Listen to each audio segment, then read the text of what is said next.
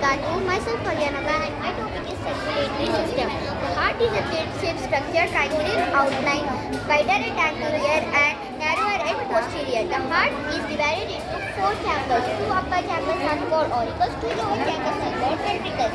The heart is made up of two-layered membrane called pericardial membrane. The space between these two layers is filled with pericardial fluid which protects the heart from the shock. The blood vessels found in the walls of the heart are coronary vessels which carries the blood to the walls of the heart. The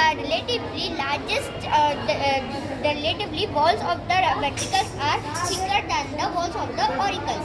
The arteries originate from the heart and supplies the blood throughout the body. The largest artery is aorta. The relatively small artery is pulmonary artery which carries the blood from the heart to the lungs. The vein carries the deoxygenated blood from the body. The veins which carries from the head to the hand is called as superior vena cava. The vein which carries from hands to the legs is called inferior vena cava. The openings of these chambers is guarded by the walls.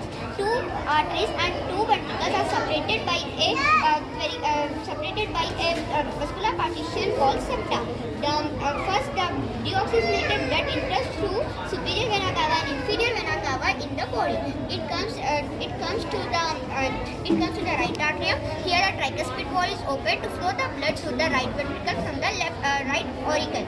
And here, the ventricles contract and through the pulmonary artery, the deoxygenated blood travels to the lungs. Here, the lungs purifies the blood, and from here, the oxygenated blood comes back to the heart once again. Here it comes to the left atrium. Afterwards, it goes to the left ventricle, and from here the